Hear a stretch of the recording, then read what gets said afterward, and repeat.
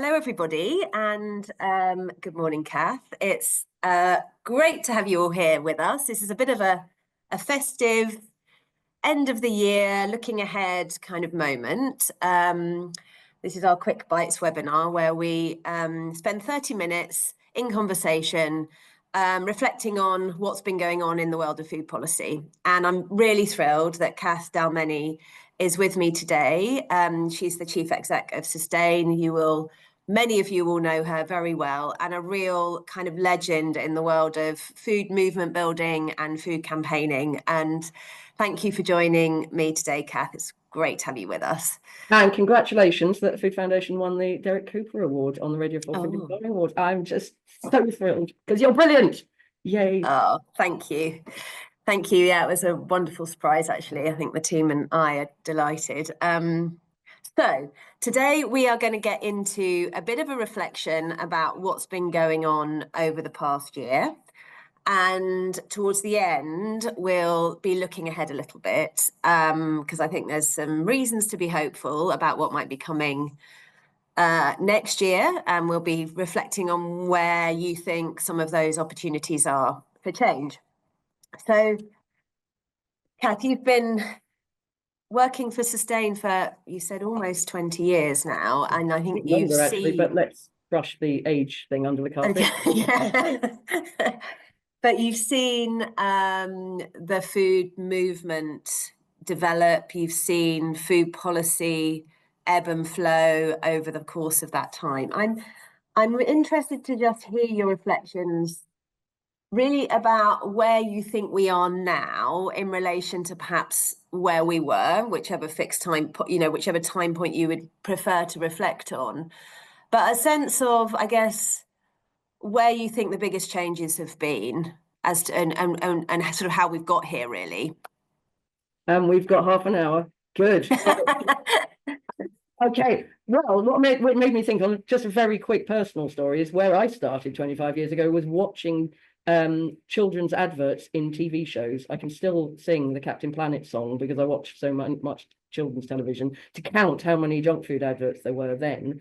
And this year, well, into 2025, we'll get the 9 p.m. watershed ban on junk food advertising on television. So it takes some time to get from doing the grunt work of actually having to go, there's a problem, guys, right through to going, actually, let's fix it. Let's make sure, this is what my mood is now, is let's make sure we now accelerate the changes that we now know have to happen, because we haven't got 25 years to sort out some of the big stuff. So my sense is, if I was to characterize recent times, because we don't want to keep on looking back 25 years, sounds like I'm stuck in a pub with you otherwise, my recent sense is that people are beginning to get food and farming and understand how important it is, whether that's for health or for climate or for biodiversity, the big stuff about how our future will run. So it feels like lots of people are coming to the table. I was having a chat with you just before this.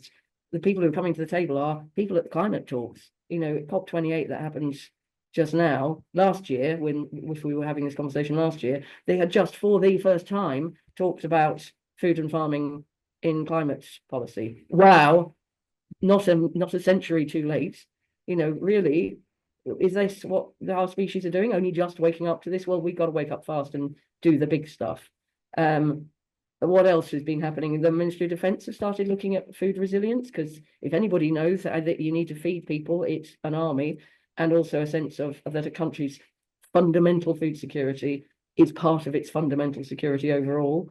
Investors, we've been having conversations, interesting ones, about investors wanting to pull out of the most damaging food products, whether that's most damaging for people's health or for the climate. I'm talking about industrial meat production at such a scale that we're hurting the planet. Funders are really interested in some of this now. Obviously, there's lots of people trying to get funded, so it's not a lot to go around. Government, last week, you were there, weren't you? Hooray, they said National Food Strategy again. National Food Strategy is back on the table. We're very excited about that. I'm not yet sure that they know what that means, but they're wanting to offer something, I presume, into the medley of things that we all want to do. So there's quite a thing about this sense of people waking up to it. Obviously, that means it's quite a crowded space now. So there's lots of people with lots of ideas and pulling in lots of different directions. Well, that's part of the reason the Sustain Alliance got together and you're a much valued member of that, we all got together as an alliance to try and say, what can we do together? Where can we focus our efforts? Where can we really make some progress? Where can we get those pieces of legislation, those policies, those mandates to do things, opportunities to hold people to account, a sense of purpose, a sense of common purpose, which is fundamental food security, right through from whether or not the soil is being looked after, right through to whether it ends up on people's plates, which is what you specialize in so brilliantly. Mm. I mean, it's a very, I mean, when you started there saying, you know, advertising and that journey and how long it takes, um, it's a kind of salutary lesson for those of us that are working in the space of trying to deliver change. Is, I think, part of the toolbox that we need amongst ourselves is a degree of resilience, recognizing that we are part of a long change process, and it feels frustratingly slow. I'm interested though in that question of, so the pace of change, like I say, it feels very slow. Can it be faster? Is one question. And then, but what you've highlighted is what's been happening over that time is kind of vital conditions for that change to be faster, which is that the support for these issues is not is no longer a sort of niche issue. Yes. Yes. Located in a few kind of interest groups. It's like this is now broadening out into kind of the mainstream, if you like, of a sort of constituency of support who are, as you say, coming at this from different angles, but wanting to see change in different ways in the food system. And so I suppose the question is, have we created now the conditions for a faster pace of policy change with that broader base of support? Or, do you know, is policy still going to feel like it's going grindingly slowly? Well, things are moving faster now, and I think that is exactly because there is a movement of people. There's more people involved, more people in different types of professions. There's professional food policy people these days. There weren't when I started. It didn't exist as a discipline. There's 114 sustainable food places in the Sustainable Food Places Network. There are people writing food strategies at local level. There's a national food strategy back on the table at national level. We want those things to have teeth. And that's the hard bit, is to try and get traction. But I think change is happening, and the network and the set of people who can do it are there. I think our problem is we're being pulled in all directions all at once. I joked with you just now, it's everything everywhere all at once, like that wonderful film. We need to settle ourselves a bit and go, what is it that we can do together? What tools do we need? We can't do it all by voluntarism. We've done that. We've done task forces and voluntarisms for years. We need the legislation. We need the policies in place. We need it to be clear whose job it is to do these things. Who is going to make sure that this country takes part in true food security in a way that really means that soil, farmers, supply chains, horticulture are being looked after in the way that really boosts them and makes sure that we have a reliable supply of food, and in a way that generates health and that people have enough money in their pockets so that they can buy it. We have to keep on in all the places that we do these things, making the joined upness that doesn't happen in government. We're the bits that join it up. So what are our priorities? Well, I tried to sort of think that through before coming here. Our priorities, I think, are the transition to agroecology. There's loads in it. That's just a phrase. The transition to agroecology is making good farming economically viable and then throwing everything at supporting that and making sure that the farmers are doing well. They're feeling very beleaguered at the moment, understandably. They get the brunt of the weather, they get the brunt of power gains in the supply chain, and they don't get a very fair share of the pound. You know, our lovely colleague Vicky Hurd did some calculations saying that on a typical packet of food, a farmer is only making like a penny profit. It can't work like that. We rely on people producing our food. That joined up with throwing everything at making the transition, here's the other one, the transition to healthy and sustainable diets that are all joined up with that. So the transition to healthy and sustainable diets, brackets, for everybody, not just for the people who've got loads of money, is absolutely fundamental. What are all the things that we can do? It's not going to be one thing, it's going to be a lot of different things held within policy that says this is an imperative for our country. We are the sort of country that supports the transition to agroecology, throwing everything at it, and supports the transition to healthy and sustainable diets. We can come together around that. We're really good at, when we say we, I don't mean me, I mean our movement knows about legislation, it knows about standards. A quarter of the Sustains members are practitioners, fabulous caterers, people who are actually rolling their sleeves up every day and cooking meals.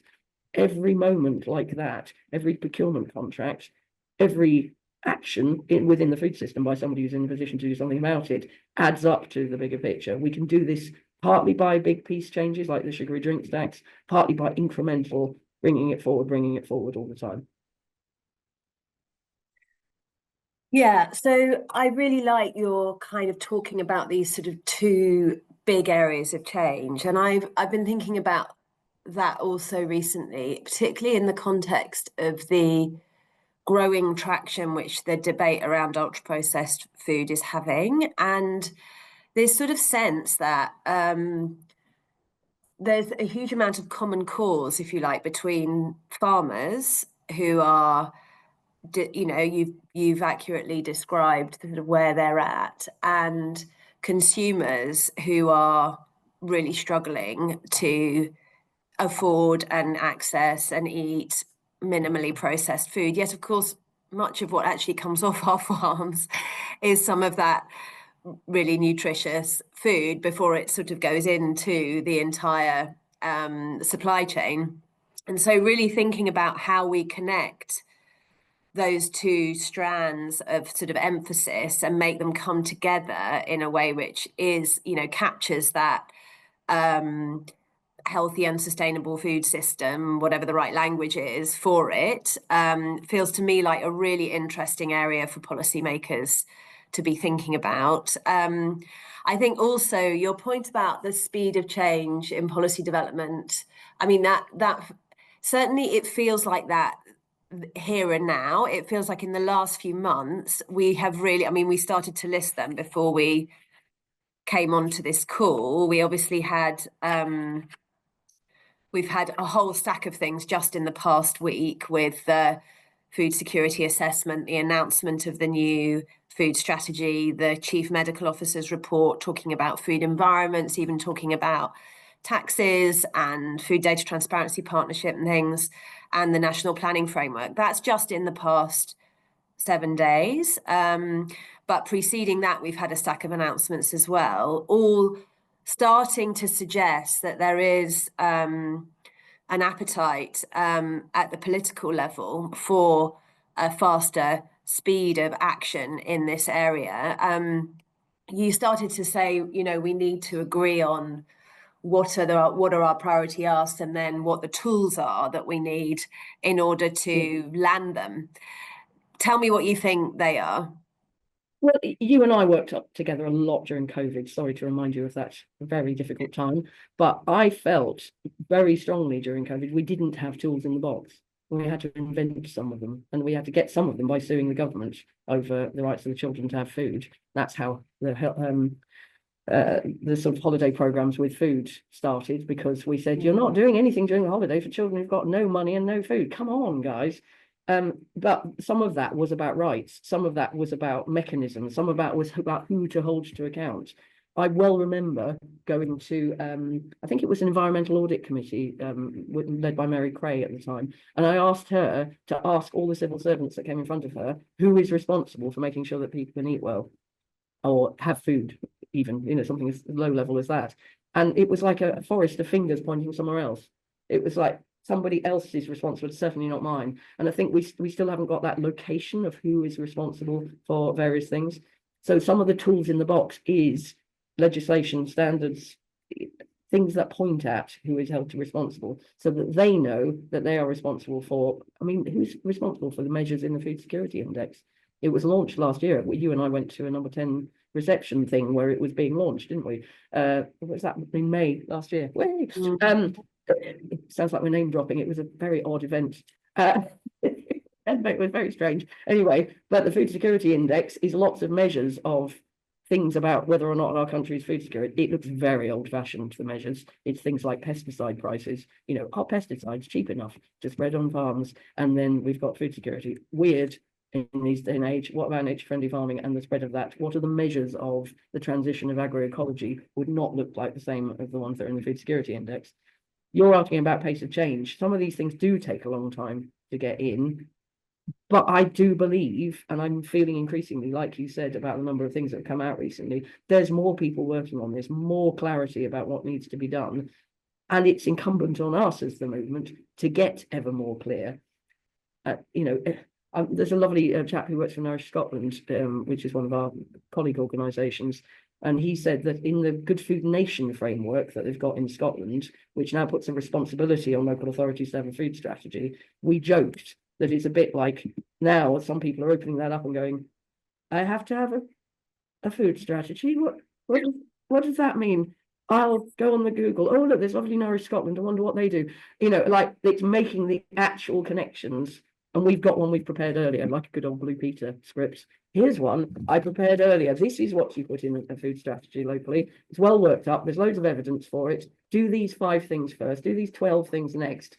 You won't be able to afford to do this. So join in with us in policy advocacy to national to ask for the money, you know, so that we're keeping the help, you know, I don't know, household support fund in place because it's helping people with food poverty. It's like we can do the joining up. We are the joiners uppers. I keep coming back to that. We ask for joined up government. We're not going to get it in effect. That's the thing. We won't get fast, but we can be the people who join it up to make the connections, to bring the solutions. Our movement is full of solutions. Let's package them up and present them and say, here's one I prepared earlier.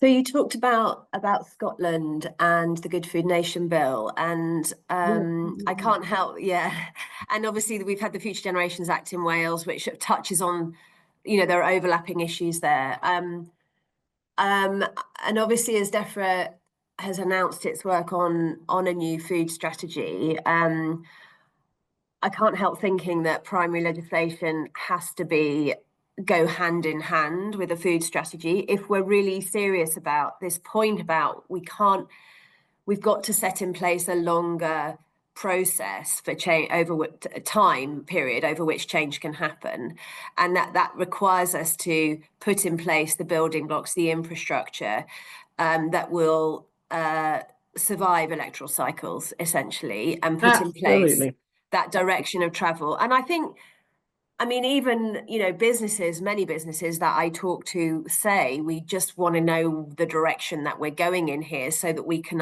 kind of align behind that goal and get some clarity on what it is that we're trying to achieve. And so from my perspective, the sort of absolute central part of primary legislation that would support a food strategy would be to really articulate what are our goals of the food system. If our goals of the food system coming out of the Second World War were to, you know, prevent famine and produce as much food as we could at the lowest price point, we've achieved them.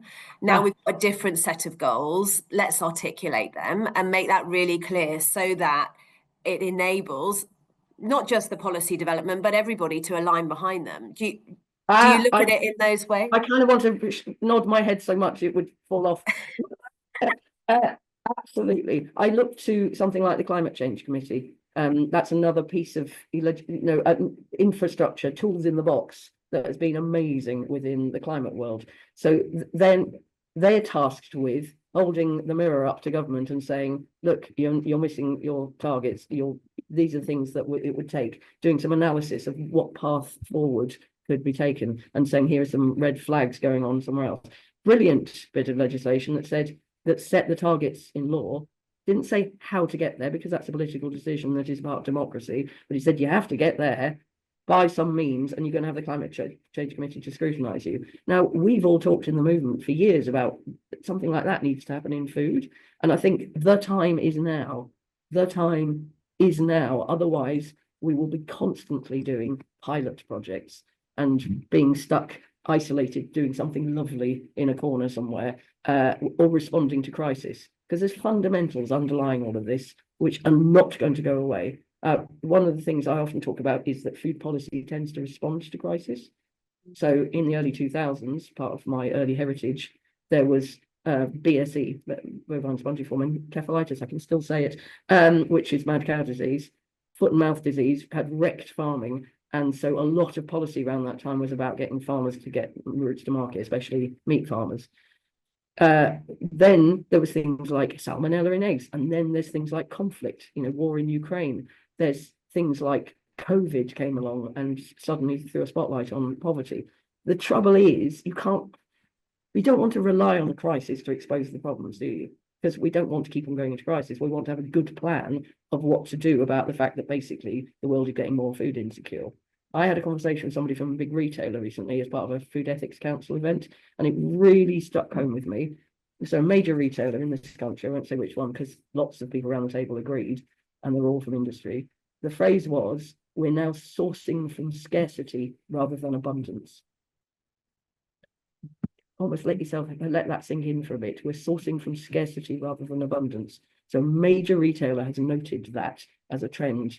And the source of that scarcity is extreme weather events, it's climate, it's soil being degraded, it's deforestation, it's competition from, lots of countries moving into a consumption mode, as they have every right to.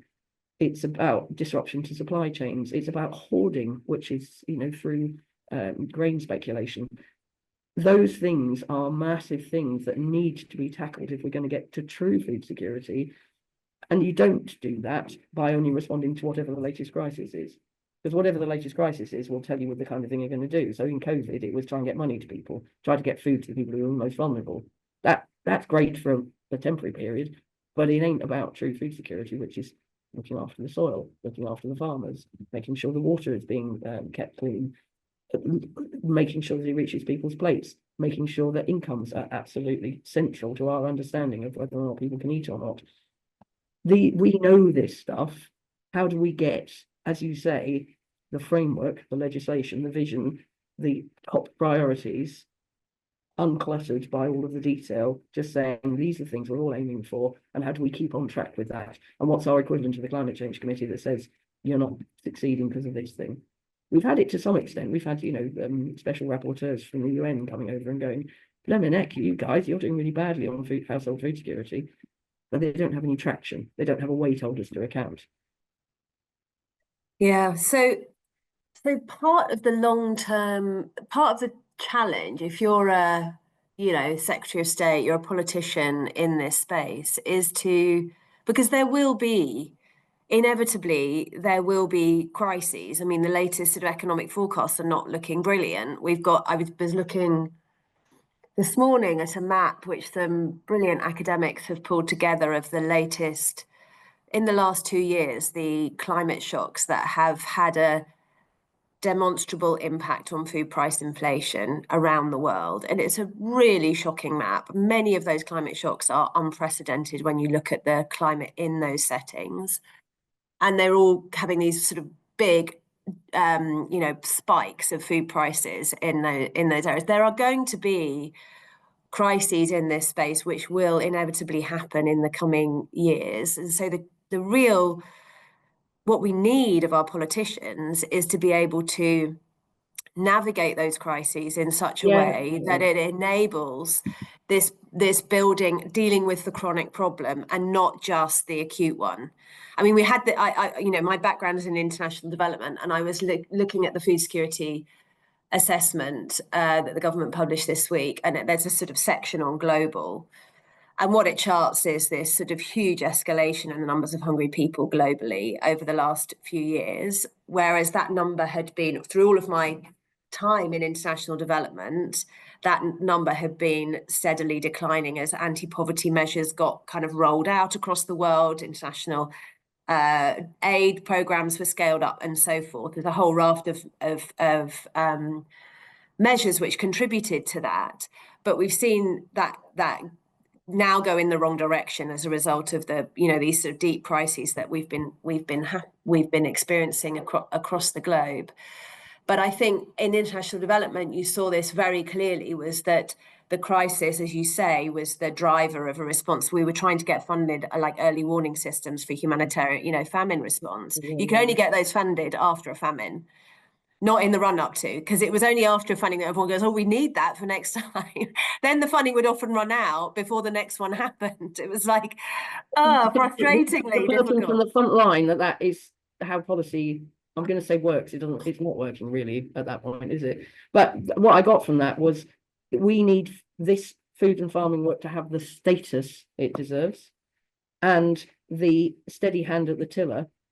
And when those budget problems are happening, that it's absolutely natural to defend the food and farming work rather than seeing it as something you can trade off against something else.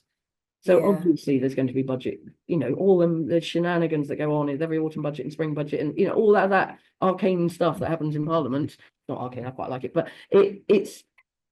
you can't defend it and you can't make it a status thing unless you're saying it's right up there. We should look to our climate colleagues for the genius things they've done to put getting rid of coal-fired power stations, for example, right central to policy, and to make sure that climate policy does not get eroded and by each new political cycle.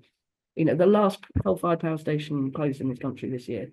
It's amazing. Yeah.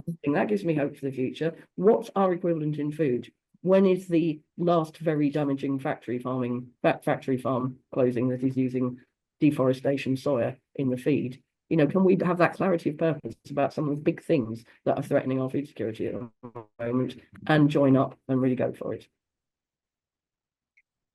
So we've got 3 minutes left. The next year coming ahead, are you feeling hopeful? I'm feeling rolling up my sleeves, which is actually one of my favorite gestures, as you gathered. I used to work in catering. So there is a rolling up our sleeves and saying, let's grab this moment. Historically, we're in a position where we need to transition to agroecology, and we must do something about public health, and we must make sure that food reaches everybody. Roll our sleeves up. Come on. We can do this together. I love the phrase you used earlier, which was common cause. There is absolutely fundamental common cause in this. My daughter, who's 10 years old, asked me, why do lots of religions talk about food? And I said, actually, it was a really lovely moment where we were talking about, the festive season coming up. So every culture, every religion fundamentally has understood that food is right at the heart of our relationship as human beings. We're about to enter a season where some people won't be able to feast, and some of us will really enjoy a feast. What's our sense of clarity about making sure that really fundamental understanding about how important food is central in our policy, in our culture, in the way that we bring up our kids? Yeah, so that for me is definitely the kernel of my hope around food is this sort of social, the role that it plays at the end of the day in building our bonds with one another and strengthening our communities and how we show our love for one another, which of course we do over Christmas or the festive period, Yeah. particularly. So on that note, Mm. want to wish everybody listening a very, very happy holiday period, whatever you're celebrating, and I think and a really productive 2025.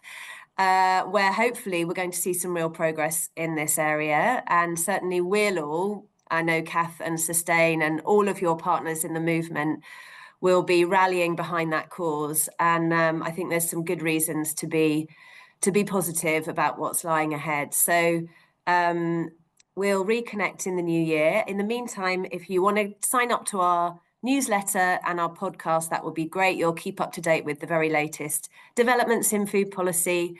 And with that, we'll see you all on the other side. Thank you. Thank you, Kath.